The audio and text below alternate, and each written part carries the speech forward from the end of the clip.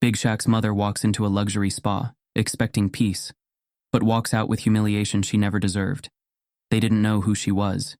They didn't know who her son was. But when Big Shaq finds out what they did, he won't raise his voice. He won't throw a punch. He'll do something far more powerful. And when he's done, the world will never forget the day they disrespected Lucille O'Neal. Before we deep dive into this interesting story, subscribe to our channel and tell us where are you watching from. Share in the comments below. Shaquille O'Neal didn't fit the usual mold of a millionaire athlete.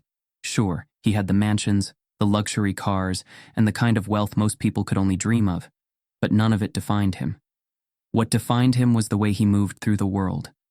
Grounded, humble, and always aware of where he came from. Most mornings, Shaq started his day like any other man. No entourage, no cameras, just him, his thoughts, and his mother's voice in his head, reminding him to always be kind. He had heard it 1,000 times growing up. Money doesn't make you a good man. Your heart does. Lucille O'Neal had raised him on those words, and they had stuck. Despite being worth hundreds of millions, Shaq found joy in the simplest things. One of his favorite routines was making unannounced visits to small businesses, slipping into diners and coffee shops where nobody expected a superstar to walk through the door. He didn't care if people recognized him. In fact, he often preferred when they didn't. It allowed him to see the world the way it really was, without the filters of fame and privilege. One crisp autumn morning, he stepped into a tiny diner just outside Atlanta. The kind of place with peeling vinyl booths, faded menus taped to the walls, and the smell of fresh coffee thick in the air. The waitress, a woman in her late 50s named Donna, moved with the tired grace of someone who had worked double shifts her whole life. She greeted him without a flicker of recognition, handing him a menu like he was any other customer. "What can I get you, sweetheart?" she asked. Shaq smiled. "Pancakes, eggs, extra bacon." She scribbled it down. "Coming right up." He watched as she shuffled between tables, pouring coffee, balancing plates, all with a weariness that couldn't be hidden. When she brought his food, he noticed the deep lines on her hands, the way her uniform was a little too loose, as if she'd lost weight she couldn't afford to lose. Shaq ate in silence, then casually asked, "How's your morning going?" Donna sighed, leaning against the counter. "Long, but long is better than slow. Bills don't pay themselves." He nodded, finishing his meal without another word. When he went to the register, he pulled out a $100 bill for a $10 breakfast. "Keep the change." Her eyes widened. "Oh, honey, this is too much." He just smiled. "Nah, it's just right." Then, as if it was nothing, he slipped out the door, leaving behind a stunned waitress staring at the biggest tip she'd ever seen. This was Shaq's way. Not for the cameras, not for recognition, just because it was right. But his generosity wasn't limited to strangers. Every few weeks, he made it a point to visit his old neighborhood in Newark. Not just for nostalgia, but to remind himself of the life he had left behind, the life that had shaped him. He drove his blacked-out SUV through the streets, past the basketball courts where he had once played barefoot because his family couldn't afford sneakers, past the corner store where he used to count out coins for a candy bar, past the apartment complex where Lucille O'Neal had worked miracles to keep food on the table. When he arrived at an after-school program for underprivileged kids, the moment they spotted him, chaos erupted. A wave of excited shouts, laughter, and scrambling feet surrounded him. "Big Shaq, Big Shaq." He grinned, crouching down to high-five a boy who barely came up to his knee. "Y'all hooping today?" The kids didn't hesitate to drag him to the court. It was always the same. He'd let them try to dunk on him, let them think they had a chance before blocking their shots and making them crack up. Then, he'd sit them down and talk. Not about basketball, but about life. "Success ain't just about talent," he told them. "It's about heart. You don't quit. You don't cut corners. And when you make it, you don't forget where you came from." His words always landed, because they knew he wasn't some distant celebrity preaching empty lessons. He had walked these same streets, lived this same struggle. If he could make it, so could they. Through all of it, the person he always checked in with was Lucille. She was his anchor, the force that had kept him steady, even when the world had tried to shake him. Shaq never let a day pass without calling her, and when he was in town, he made sure to visit. Lucille O'Neal was a woman of quiet strength. She carried herself with a dignity that money could never buy. She had raised her son with discipline, faith, and an unshakable belief in doing the right thing. And no matter how famous he became, she never let him forget who he was. That evening, he sat across from her in her cozy kitchen, the smell of home-cooked food filling the air. She sipped her tea, eyeing him over the rim of her mug. "You've been staying out of trouble?" she asked. Shaq chuckled. "I will try." Lucille studied him for a moment, then nodded, satisfied. "Good. Just remember, kindness doesn't cost a thing, but it's the most valuable thing you can give." That was the thing about Lucille. She didn't need to give long lectures. Her words always hit where they needed to. But the world didn't always operate by the same rules. Despite Shaq's success, despite the millions he had earned and the respect he had commanded, there were still places where wealth wasn't enough to erase the color of his skin. He had felt it before. The extra scrutiny when he walked into high-end stores, the hesitant glances at luxury car dealerships, the subtle double checks when he handed over a black credit card. Even after everything, there were people who saw only a tall black man before they saw anything else. Lucille had seen it too. She had lived through times when racism wasn't subtle, when it wasn't whispered behind closed doors but shouted in the streets. She had worked twice as hard to be seen as half as good, had taught her son to rise above the ignorance without letting it make him bitter. But prejudice had a way of creeping into the most unexpected places. Neither of them knew it yet. But in just a few days, Lucille O'Neal would walk into a high-end spa, expecting nothing more than a relaxing afternoon. Instead, she would be met with the kind of quiet, insidious racism that still thrived in polished places. And this time, the world would see what happened when you underestimated the mother of a giant. Lucille O'Neal had always believed in carrying herself with grace. She had seen hardship, had walked through storms most people wouldn't survive, and had done it all with her head held high. She had raised a son who became a giant, not just in stature, but in heart, and she had never let the world tell her what she was worth. But that morning, all she wanted was peace. The air in Atlanta was crisp as she stepped out of her car, her deep brown coat wrapped snugly around her shoulders. The Halston Serenity Spa stood before her, a sleek glass building with gold-lettered signage, its design whispering exclusivity. It was the kind of place where women with diamonds on their fingers and designer handbags on their arms came to escape the world. Lucille had been here before. Not often, but enough to know her way around. She had money now, her son had made sure of that. But wealth didn't change her. She was still Lucille O'Neal, the woman who believed respect was earned, not bought. As she stepped inside, a cool wave of lavender-scented air greeted her. The lobby was pristine, all marble floors and soft music, designed to make guests feel important. Behind the front desk, a young receptionist with sleek blonde hair barely looked up from her screen. "Can I help you?" Lucille took a deep breath, smoothing the gloves on her hands. "I have a reservation, Lucille O'Neal." For the first time, the receptionist truly looked at her. It was a quick assessment. Expensive coat but simple jewelry, a quiet dignity that didn't scream old money. The young woman's lips tightened just slightly, her professional mask slipping for a second before she forced a polite smile. "Just a moment." Lucille waited, glancing around. Other women lounged on velvet chairs, sipping cucumber-infused water. A well-dressed woman in her 60s scrolled through her phone, glancing at Lucille once, then looking away just as quickly. The receptionist returned, her smile a little too thin. "It seems there's been a mix-up. I don't have a booking under that name." Lucille frowned. "That's strange. I confirmed it last week. Are you sure it was this location?" Lucille met her gaze evenly. "I don't make mistakes like that, dear." The receptionist hesitated, clearly uncomfortable. "Let me check again." Lucille knew this game.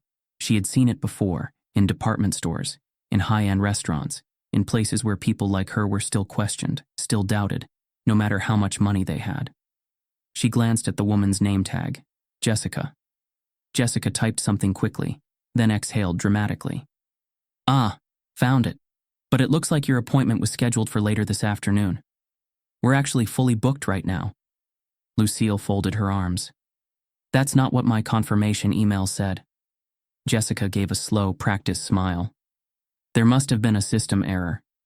I do apologize. Lucille could feel it now, the subtle shift in the air, the way the other employees behind the desk exchanged glances. She wasn't imagining this. Before she could say another word, a woman in a charcoal gray suit emerged from an office just behind the reception. Her presence carried authority, the kind that came with owning a place like this. Victoria Halston. Victoria took one look at the situation, her sharp green eyes flicking between Lucille and Jessica. What's the issue? Jessica straightened. There was a scheduling error with Ms. O'Neal's appointment. Lucille caught the slight hesitation in how Jessica said her name, as if trying to remind Victoria that she was not one of their usual clients. Victoria's gaze was unreadable as she turned to Lucille. I do apologize for the confusion. Unfortunately, we're completely booked at the moment, but we'd be happy to reschedule your appointment at your convenience. Lucille studied her carefully. The spa owner's tone was professional, but there was no warmth in it. No real apology, just the smooth efficiency of someone who had decided a problem wasn't worth their time. Lucille felt a familiar, old frustration stir inside her, but she kept her voice calm. I planned my day around this appointment. Surely there's something you can do. Victoria sighed, a hint of impatience slipping through. I wish I could, but our policy is… Victoria. A new voice entered the conversation, soft yet firm. A spa attendant with short auburn hair stepped forward. Harper. Harper was one of the few employees Lucille recognized from her previous visits. She had always been kind, always treated every client the same, no matter their background. I just checked, Harper continued, avoiding Jessica's glare. There's an opening in the relaxation suite. We can fit Ms. O'Neal in now. For a moment, there was silence. Victoria's jaw tightened, her eyes flicking toward Jessica, then back to Lucille. Finally, she forced a smile. That won't be necessary. Ms. O'Neal, we will, of course, waive the cancellation fee for this mix-up. Feel free to rebook at your earliest convenience. Lucille understood exactly what had just happened. This wasn't a mistake. It wasn't a scheduling issue. It was a quiet, deliberate attempt to push her out, to make it clear that she did not belong.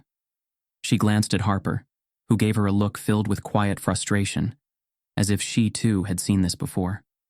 Lucille inhaled deeply, keeping her expression calm, but inside, something hardened. She had spent her whole life rising above situations like this, choosing dignity over confrontation. But that didn't mean she hadn't taken notes. She reached into her purse and pulled out her phone.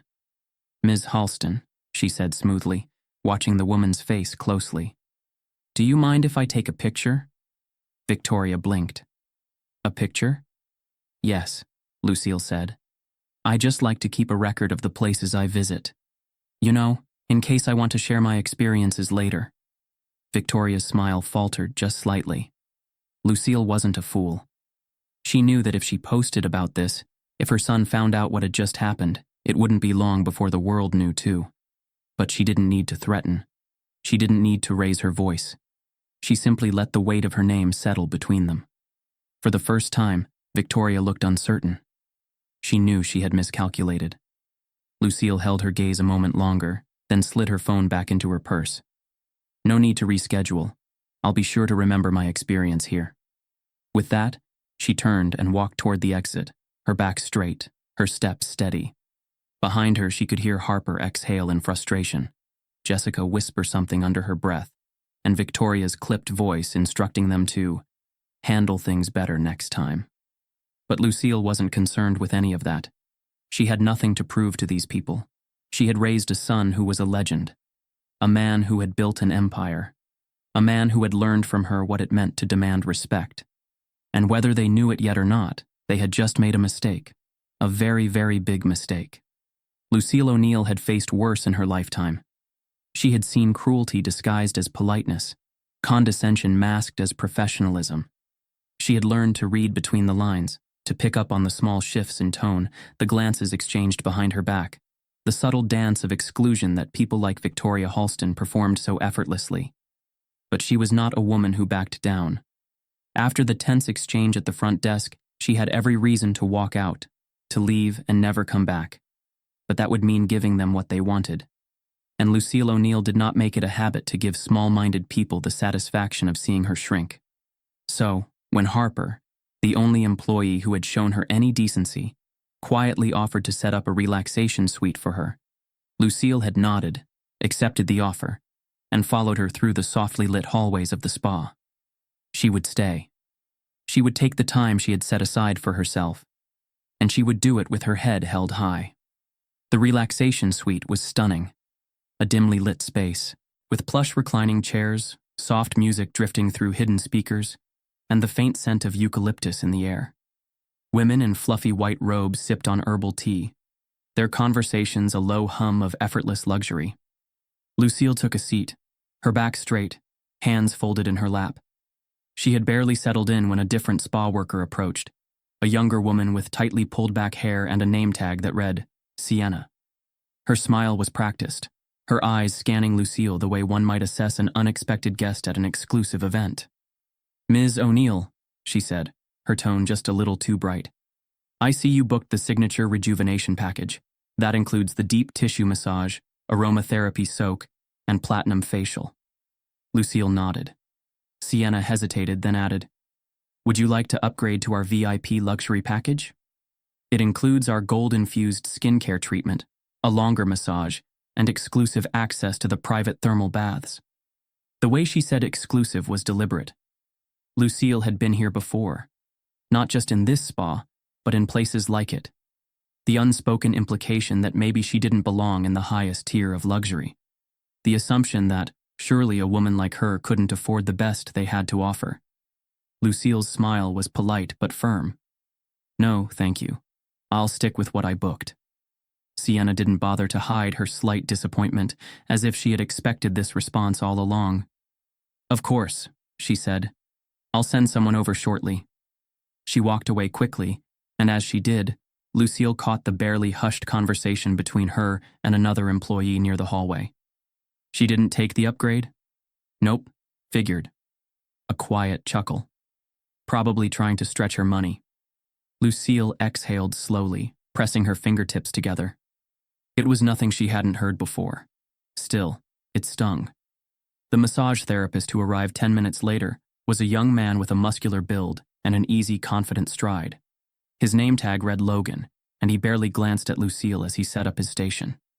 "Ms. O'Neal," he said, his voice clipped. "I'll be doing your massage today." Lucille nodded, adjusting her robe. Logan continued setting up, but his movements were rushed, impatient, as if he had somewhere else to be. "Are there any areas you'd like me to focus on?" he asked, not bothering to make eye contact.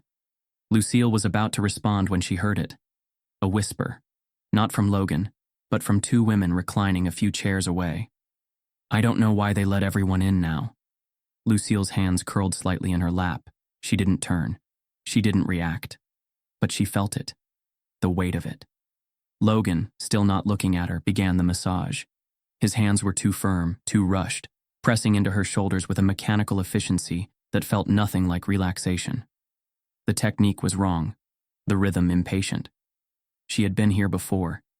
She had received this service before. She knew what it was supposed to feel like. This wasn't care. This was toleration. Lucille let out a slow breath. "Can you ease the pressure just a little?" Logan's fingers hesitated, then continued in the same harsh rhythm. "This is how I always do deep tissue," he said dismissively. Another subtle humiliation. Another reminder that they didn't think she was worth the effort. She could have complained. She could have asked for someone else. But she didn't. Instead, she endured. By the time the massage ended, Lucille was exhausted. Not from the treatment, but from the energy it took to maintain her composure. She changed back into her robe and walked toward the platinum facial room, where a different attendant, Miranda, greeted her with a tight smile.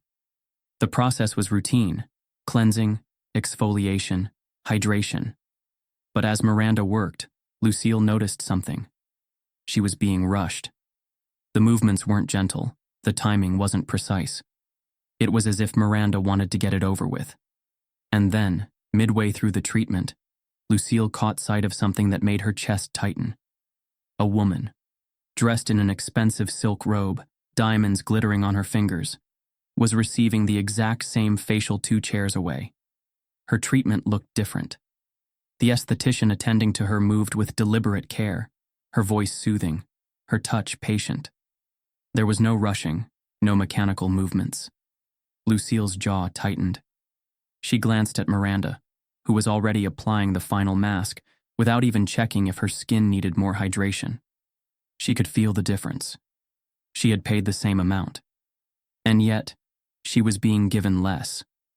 Lucille decided to leave as soon as the facial was over. She changed quickly, ignoring the glances from the staff, ignoring the weight of every microaggression she had endured since she stepped through the door. But just as she reached the front desk to check out, the final humiliation came. Jessica, the receptionist who had been cold from the start, looked at her expectantly. "Would you like to add gratuity?" Lucille didn't blink. It was a test, a quiet expectation that she wouldn't, a confirmation of their assumption that she was just another guest who didn't belong in this world. She pulled out her wallet, her fingers steady. "Yes," she said, her voice even. 20%. Jessica blinked, just for a second, and then from behind the desk, another employee let out a soft scoff. It was so quiet, so nearly imperceptible that most people wouldn't have caught it. But Lucille did. She felt it. And for the first time that day, something inside her cracked. She met Jessica's eyes, saw the faint flicker of condescension, of silent amusement, of confirmation that Lucille had just played into their little game. The worst part? Not a single person around them even noticed what had just happened. Not the wealthy women still sipping their tea. Not the staff members exchanging quiet smirks. Not even Victoria Halston, the owner, who stood in the distance watching it all with polite detachment. Lucille swallowed, squared her shoulders, and handed over her card. She wouldn't let them see her break. But as she walked out of the spa and stepped into the crisp afternoon air, she realized something. She had spent decades learning how to rise above these moments, but that didn't mean they didn't hurt. And that was the real humiliation, not the whispers, not the cold service, not even the deliberate, quiet attempts to make her feel small. The real humiliation was knowing that this was still happening, after all these years, after all the success, after all the money. Knowing that in their eyes, she would never be enough, and that they would never know just how wrong they were. Lucille O'Neal stepped out of the spa, the crisp Atlanta air hitting her skin like a quiet reminder of the world outside. The street was lined with high-end boutiques, their window displays gleaming under the golden afternoon sun. Women carrying designer bags strolled past, laughter and soft conversation drifting in the air, completely unaware of the battle she had just fought behind those glass doors. She walked to her car with steady steps, her posture unshaken, her face calm. To anyone watching, she looked like any other wealthy woman leaving an afternoon of luxury. But inside, a storm was brewing. She sat in the driver's seat, gripping the steering wheel tighter than necessary. Her chest felt heavy, but she wouldn't let it sink her. She had lived too long, seen too much, to let a day like this break her spirit. But it still hurt. No matter how much dignity she carried, no matter how much wealth her son had earned, no matter how far she had come from the struggles of her past, the world still found ways to remind her that to some, she would always be an outsider. She exhaled slowly, releasing the weight of the moment. Then, like she had done 1,000 times before, she pushed the pain deep down, locked it away, and drove off. That evening, Shaquille O'Neal was already at her house when she arrived. He had let himself in, as he always did, his towering frame making her cozy kitchen look smaller than it was. He was standing by the counter, flipping through a newspaper. But the moment he saw her, he set it down. Lucille could feel his eyes on her as she set her purse down, smoothed her coat, and moved toward the kettle. "Hey, Ma," Shaq said, his deep voice carrying its usual warmth. "How was your day?" She forced a smile. "Fine, baby. Just ran some errands." Shaq didn't respond right away. He leaned back against the counter, arms crossed, studying her. Lucille had spent years teaching her son to be observant, to read people beyond their words. Now that lesson was coming back to haunt her. "Ma," he said after a pause. "What happened?" Lucille didn't flinch, didn't break stride as she reached for a teacup. Nothing happened, Shaquille. He raised an eyebrow. Right. And I'm 6 feet tall. She let out a soft chuckle despite herself. Boy, stop. But Shaq wasn't letting it go. He pushed off the counter and walked toward her, his sighs filling the space. Talk to me. Lucille sighed, stirring her tea, her back still to him. It was nothing. Just a little unpleasantness at the spa. There. That was all she was going to give him. A small admission, carefully packaged to seem insignificant. But she forgot who she was talking to. Shaq wasn't just her son. He was her son. The one who had always been too sensitive to injustice, too attuned to the things left unsaid. His expression shifted, a flicker of something dark flashing through his eyes. Unpleasant how? Lucille turned, finally facing him. Shaquille, I don't want to make a big deal out of this. Too late, he said, jaw tightening. She exhaled, rubbing her temple. It was nothing I haven't dealt with before. They didn't want me there, so they made it clear. Cold service, rushed treatments, whispering behind my back. The usual. Shaq's expression darkened. They disrespected you? Lucille set down her tea with a little more force than necessary. I didn't say that. You didn't have to. His voice was low now, a quiet storm gathering beneath it. Lucille knew that look. She had seen it when he was a child, when he first learned what racism was.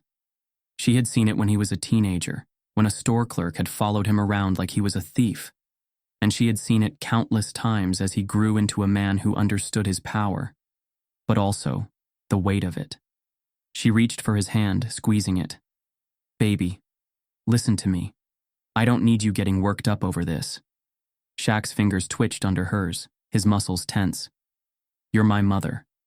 How am I not supposed to get worked up? Lucille held his gaze. Because getting angry doesn't change people like that. Shaq pulled back slightly, running a hand over his face. I don't get it, Ma. After everything. After all we've built. After all I've done. They still treat you like this? Lucille's voice was steady. Because to them, money doesn't erase who we are. Shaq looked away, his jaw tight, his chest rising and falling with slow, measured breaths. She could see it. The battle raging inside him. The need to fix this, to confront, to fight back. But Shaq wasn't just any man. He wasn't reckless. He didn't lash out. He was a man who understood power. And that was what made him dangerous.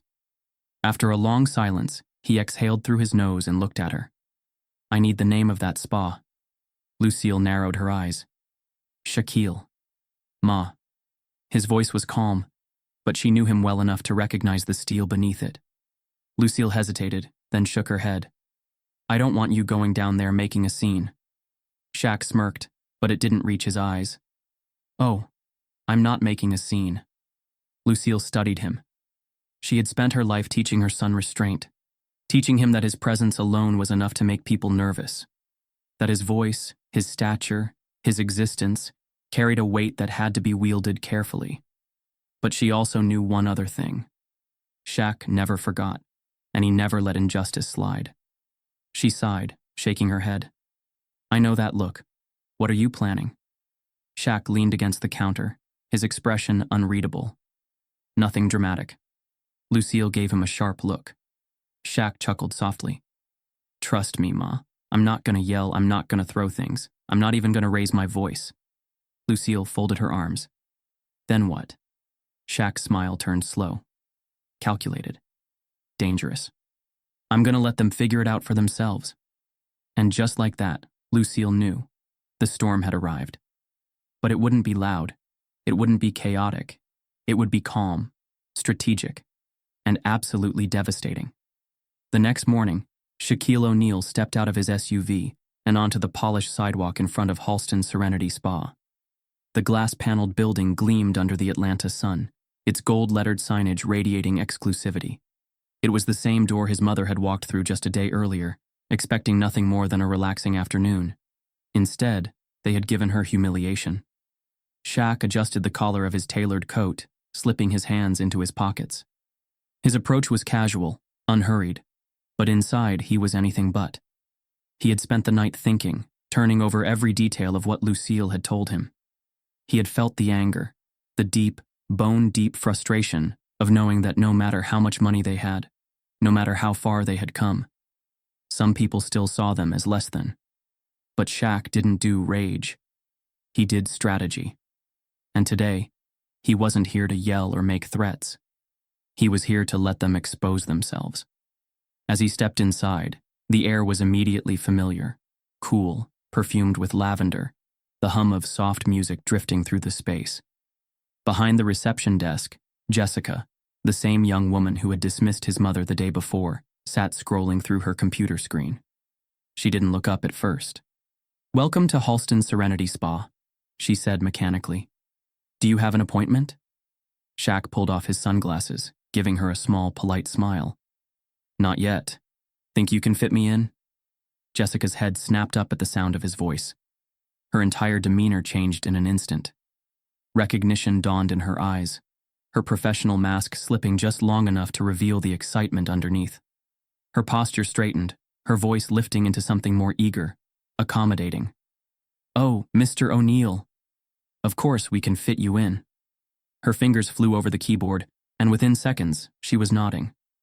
"We have an opening in our VIP suite in about 10 minutes. Would you like the luxury package?" Shaq kept his expression neutral, leaning on the counter. "VIP, huh? That the same package everyone gets?" Jessica hesitated for a fraction of a second. "Well, we do have standard services, but we highly recommend the VIP package for our elite clientele." Shaq raised an eyebrow. "Elite clientele?" She gave a practiced smile. "Our most valued guests." Shaq nodded slowly, letting her words sit between them. He already knew the truth. He just wanted to hear how far they would go. "How much is the VIP package?" he asked casually. Jessica perked up, sensing an easy sale. "It starts at $1,200, but with add-ons, most of our high-profile guests spend closer to $2,000. Shaq drummed his fingers on the desk, playing the part of a man considering his options. "That's funny," he said after a beat. "I heard y'all didn't have room for new bookings yesterday." Jessica's smile flickered, just slightly. "Oh, well," she stammered. "We try to accommodate when we can, but we do book up fast." Shaq tilted his head. "Even for people with appointments?" The tension in the air sharpened. Jessica's smile tightened. "I'm not sure what you mean." Shaq didn't blink. "Yeah, you do." A flicker of discomfort passed through her eyes, but before she could say anything else, another voice cut in. "Mr. O'Neal, what a surprise." Shaq turned, and there she was, Victoria Halston, the spa's owner, walking toward him with a wide, polished smile. She was dressed in a sleek gray suit, her blonde hair perfectly styled, radiating the kind of effortless wealth that didn't come from luck, but from generations of knowing the right kind of people. "I didn't realize we'd be having such a distinguished guest today," she said smoothly, extending her hand. Shaq shook it, feeling the faint squeeze of control in her grip. He had met plenty of people like her before, people who could smile in your face while deciding exactly how much respect you were worth. "Didn't plan on it," Shaq said evenly. "Just figured I'd see what all the hype was about." Victoria's eyes sparkled, but there was calculation beneath them. "Well, I'm glad you did. I'd love to personally ensure you receive our best services." Shaq nodded, his expression unreadable. "Yeah? That what you gave my mother yesterday?" The silence that followed was thick. Victoria's polite smile faltered for a fraction of a second, so fast that most people wouldn't have noticed. But Shaq wasn't most people.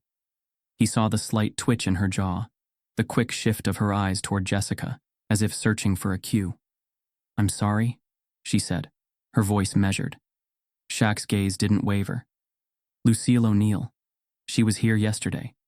Booked an appointment, had a confirmed reservation. And yet, somehow y'all had a mix-up." Victoria's lips parted slightly, but no words came. Shaq continued, his voice calm.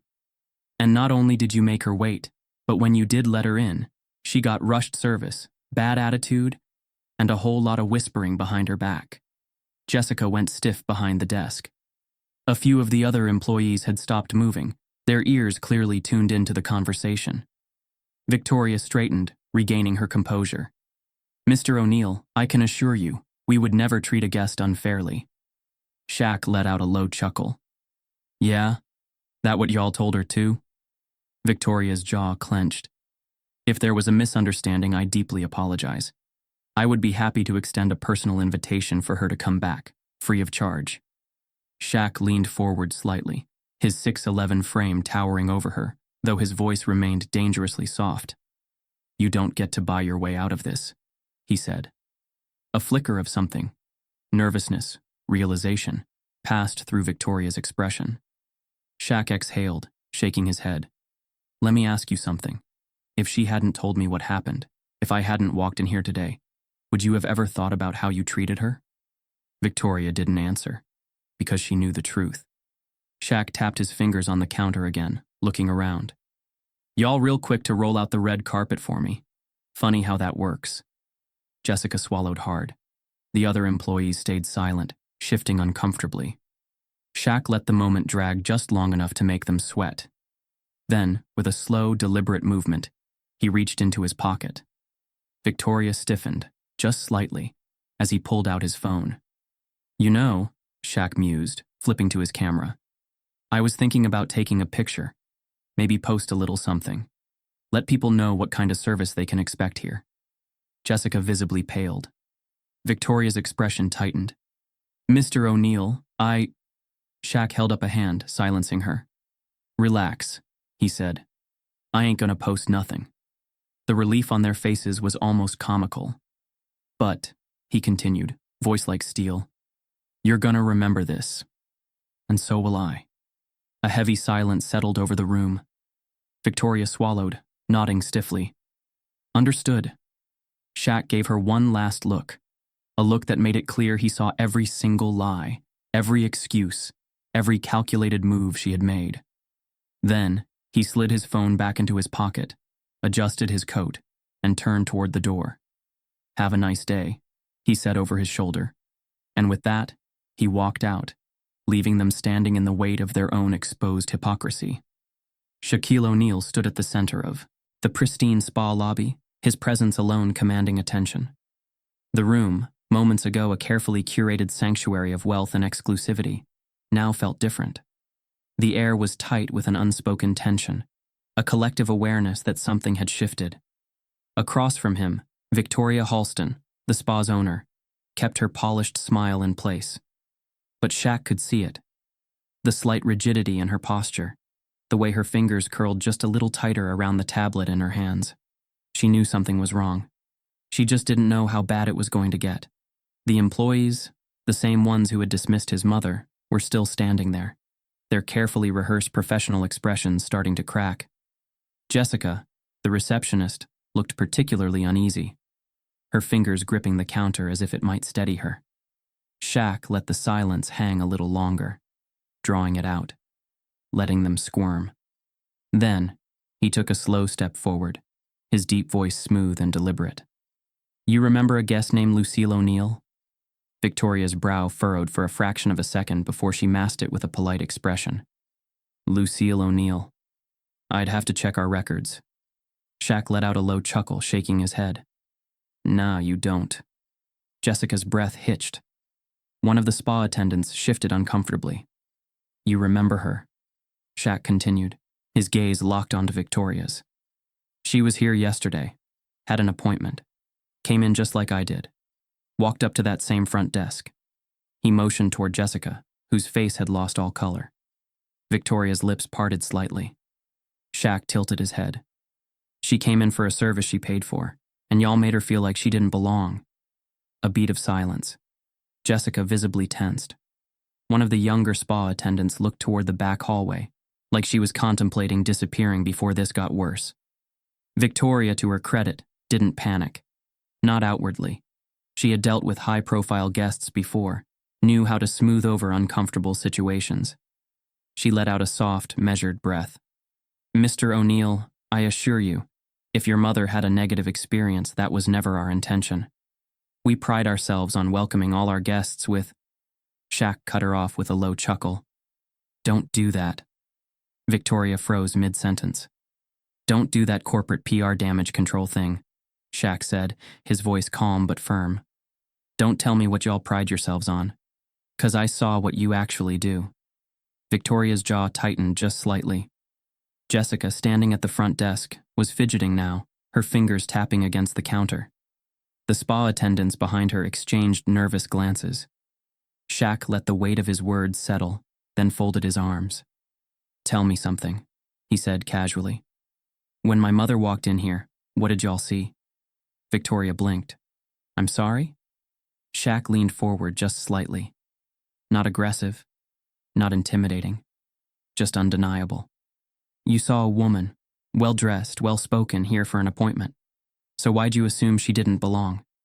Jessica visibly swallowed. No one spoke. You didn't think she was rich? Shaq asked, tilting his head. Didn't think she was the type to come in and spend money? No one dared to answer. Shaq exhaled, nodding slowly. So, what exactly was it about her that made y'all think she was beneath this place? The weight of the question hung heavy. Victoria opened her mouth, but no words came out. Jessica looked at the floor. Shaq didn't move, didn't blink. He let them sit with it, let them feel it, the hypocrisy, the ugly truth behind their own actions. And for the first time since he walked in, they had nothing to say. The scrambling began almost instantly. Mr. O'Neal, we deeply apologize for any misunderstanding, Victoria said quickly, her voice coated in forced sincerity. I can assure you this was never about... Shaq raised a hand. Let me guess. Y'all want to make this right now? Jessica nodded too quickly, eager for an exit. Of course, we'd love to offer your mother a complimentary... Shaq let out a sharp breath, cutting her off with a single look. Jessica's mouth snapped shut. Shaq tilted his head, amusement flickering in his eyes. Y'all real generous now, huh? Victoria stiffened. Shaq leaned against the counter, shaking his head. Yesterday, my mother was just another black woman in y'all's eyes. Just another person you could brush off, rush through, talk down to. But now, he gestured at himself. Now you know who she is. Now you want to throw free stuff at her. Act like it was all a big misunderstanding. Jessica wasn't even trying to speak anymore. Victoria straightened, trying to salvage the situation. Mr. O'Neal, if we made your mother feel unwelcome, I take full responsibility. We would love the opportunity to personally apologize to her. Shaq stared at her for a long moment, measuring her words. Then, he smiled. It wasn't a warm smile. It was the kind of smile that said he saw through every single word she just said. I'm good, he said, pushing off the counter. She don't need an apology. Victoria blinked. Shaq slid his sunglasses back on. She needed respect the first time. Silence. No excuses left. No explanations that could fix what had already been done. Shaq gave them one last look. A look that told them everything they needed to know.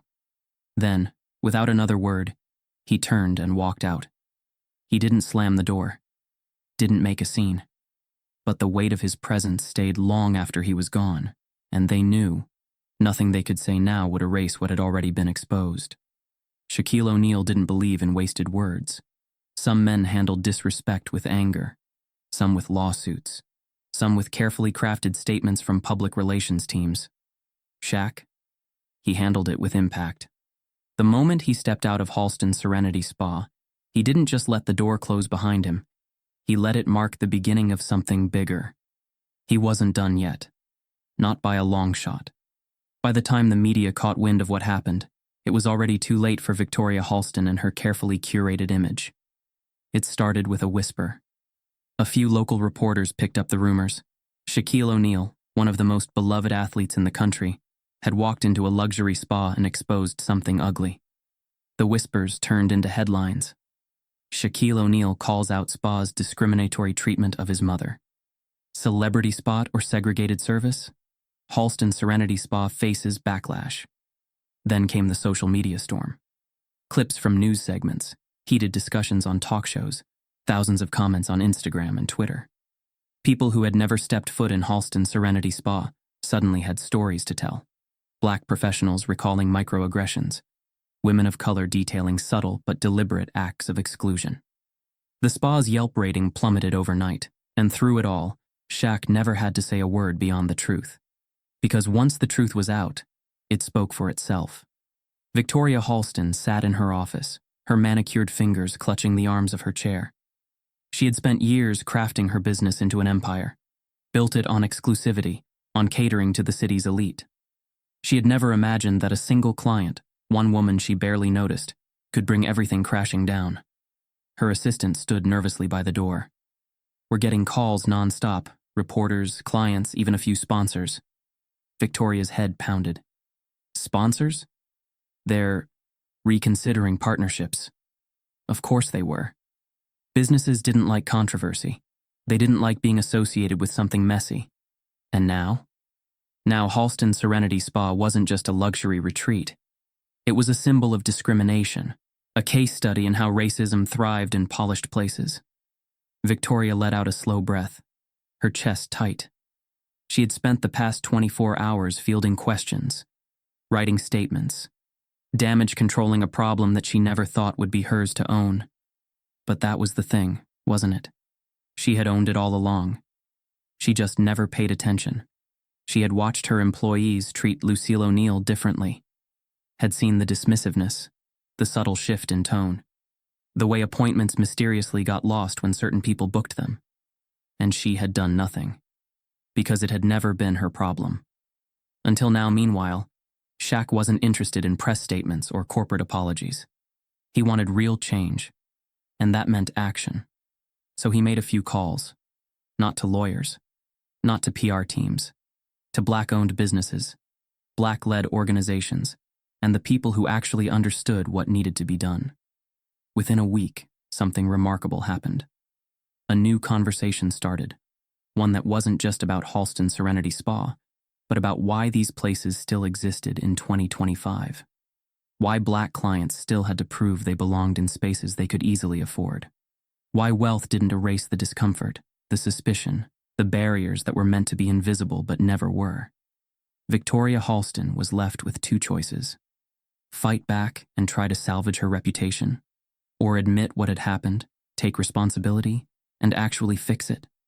For the first time in her life, she realized there was no PR spin strong enough to bury this. So, she did something she had never done before. She listened. She sat down with diversity consultants, racial equity advocates, and even former clients who had long felt unwelcome in her establishment. And she heard things she had never wanted to hear. Because the truth was simple. It wasn't just about Lucille O'Neal. It was about all the women who had walked through those doors and felt like they were being evaluated rather than served. It was about years of silent bias, of policies that weren't explicitly racist, but operated that way. And if she wanted to survive this, she couldn't just apologize. She had to change everything. Shaq didn't care about saving the spa. What he cared about was making sure this never happened again. So, when Victoria Halston reached out personally, requesting a meeting, he agreed. Not because he wanted to help her, because he wanted to look her in the eye and see if she actually understood what she had done. They met in a private lounge, the tension thick in the air. Victoria, for once, wasn't all polished smiles and carefully chosen words. She looked tired. "I won't waste your time, Mr. O'Neal," she said, setting a folder on the table. "I know I failed your mother. And I know I failed a lot of other people too." Shaq said nothing.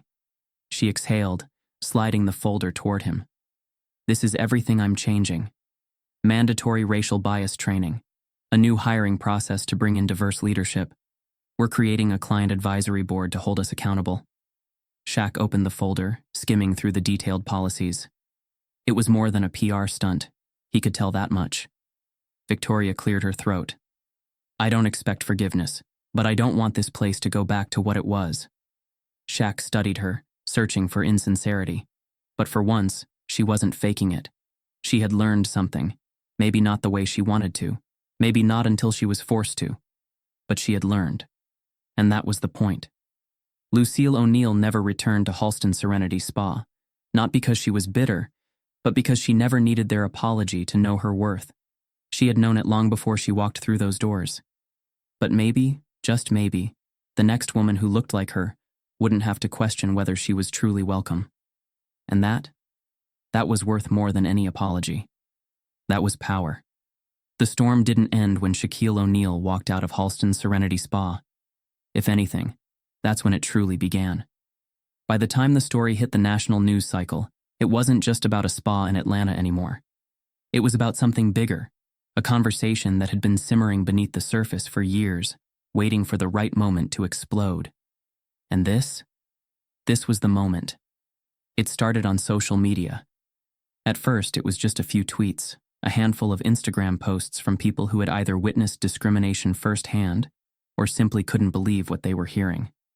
Shaq's mom gets treated like a second-class citizen at a luxury spa? Imagine what happens to people without money or power. Racism isn't always loud. Sometimes it's a booking mix-up. Sometimes it's rushed service. Sometimes it's the way they look at you when they think you don't belong. The hashtag started trending within hours. Do you see it? Your black luxury matters. Then came the celebrity voices. Influencers, athletes, actors, people with platforms that could not be ignored, began weighing in, not just about what happened to Lucille O'Neal, but about how common it was. LeBron James posted, "Wealth don't protect us from disrespect. It just changes the way they do it." Ava DuVernay shared, "Black women deserve to exist in luxury without being questioned, without being tested, without being dismissed." Michelle Obama retweeted an article, adding, "This isn't about one spa. It's about how we are still seen, still treated, even when we have earned the right to take up space." And suddenly, this wasn't just a story about one mother's bad experience. It was about a system, and people were finally talking about it. Then came the businesses. At first, it was just a few, small black-owned spas and salons stepping forward, calling out the quiet racism that thrived in the wellness industry. Then, larger corporations took notice. "We are committed to ensuring that all of our guests feel valued and respected. Diversity and inclusion training will now be mandatory for all our employees." Some people called it damage control. Others saw it for what it was, a wake-up call that couldn't be ignored anymore. And the biggest moment of all? When a major international hotel chain, one that owned hundreds of luxury spas across the country, announced a complete overhaul of its hospitality policies. "We cannot fix the past, but we can change the future."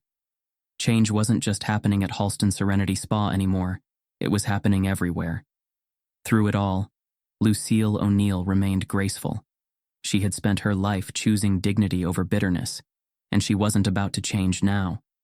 So when the reporters came knocking, when the interview requests flooded in, when the world wanted to hear her voice, she chose her words carefully. She didn't call for boycotts. She didn't demand revenge.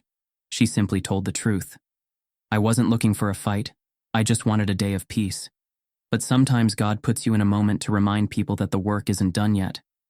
And when they asked her how she felt about the spa now, she smiled softly and said, "I forgive them. But I hope they've learned something. Because this was never about me. It was about all the women who don't have a son like mine to stand up for them." And just like that, she turned the conversation toward something greater. She wasn't the victim. She was the lesson. Shaq watched everything unfold from a distance. He wasn't surprised by the backlash. Wasn't surprised by the statements, the promises, the businesses suddenly scrambling to be on the right side of history. But what struck him the most was what his mother had done with the moment. She could have been angry, could have let this situation turn into a war, but instead, she had turned it into a lesson in power. Real power. Not the kind that came from money or status or fame, but the kind that came from holding people accountable, making them see their own reflection, forcing them to confront the things they like to pretend didn't exist. And maybe that was the real lesson here. Change didn't always come through anger. Sometimes it came through exposure, through education, through making sure the world couldn't look away anymore. 2 weeks later, Shaq sat across from his mother at her kitchen table. The news cycle had started to move on, as it always did. Another scandal, another celebrity controversy, another headline grabbing the world's attention. But the impact remained. The spa was still rebuilding its reputation. Businesses were still making quiet, necessary changes. And people, real people, were still talking. Lucille sipped her tea, glancing at her son with a knowing smile. "You haven't said much about all this." Shaq smirked. "Haven't had to." She raised an eyebrow. "That's a first." He chuckled, shaking his head. "Nah, Ma, that's you. You handled it better than I ever could." Lucille set down her cup, her voice warm. "You did your part." Shaq exhaled, leaning back in his chair. "Yeah, but you showed them something they weren't expecting." Lucille tilted her head. "What's that?" Shaq's expression softened. "That even when they try to make us small, we still walk away bigger than them."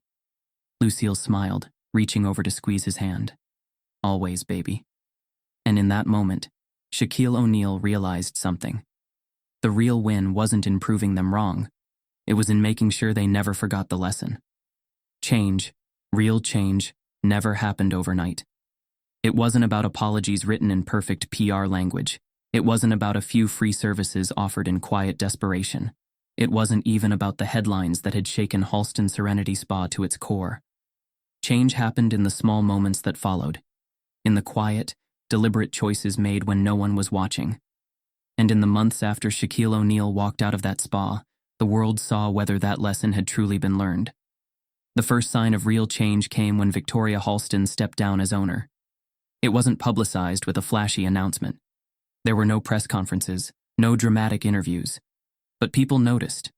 A new name appeared on the spa's website under Executive Director, Nicole Westbrook, a Black woman with a long career in hospitality and a reputation for pushing businesses toward real inclusivity. She didn't just talk about diversity. She built it into the foundation of the businesses she led. Under her leadership, Halston Serenity Spa wasn't just changing its policies. It was changing its culture. Clients noticed the difference immediately. The staff was more diverse, the training more intentional. Employees weren't just told to be polite to everyone.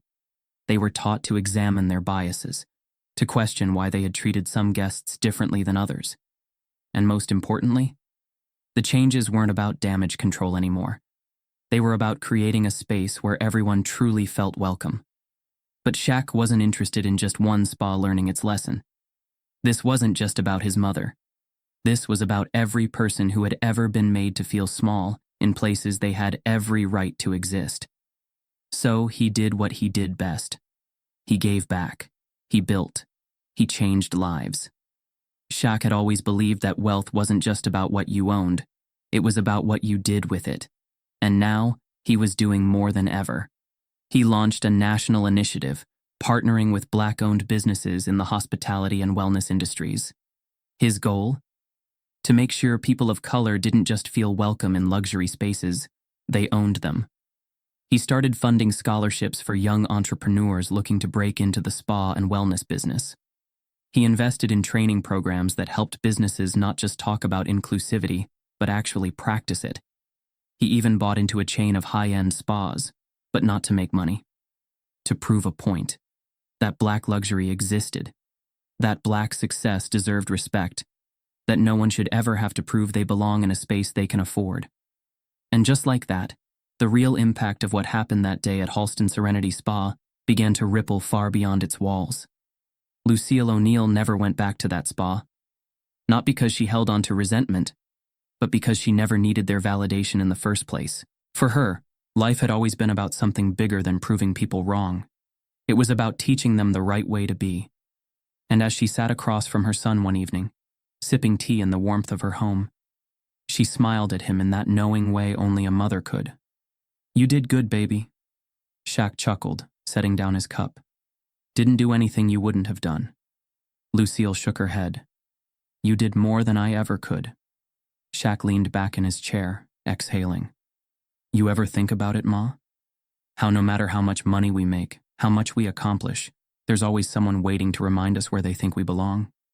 Lucille studied him for a moment, then set her cup down with quiet certainty. "They don't get to decide that, Shaquille." Shaq nodded slowly, letting her words settle. Lucille reached over, squeezing his hand. "And you showed them that." A moment of silence stretched between them, heavy with meaning. Then Shaq grinned. So you're telling me I'm right? Lucille rolled her eyes, shaking her head. Don't push it. They both laughed, the kind of laughter that came from knowing you had done something that mattered, that you had left the world a little better than you found it, that you had turned a moment of pain into a legacy of respect. And as the night settled around them, Lucille O'Neal knew one thing for certain. They would never forget what happened, but more importantly, they would never let it happen again. Some lessons shouldn't have to be taught, but until the world learns, we make sure they can't look away. We challenge the quiet injustices. We expose what's hidden in plain sight, and we don't wait for change, we create it. Because respect isn't a privilege, it's the standard. Are you paying attention?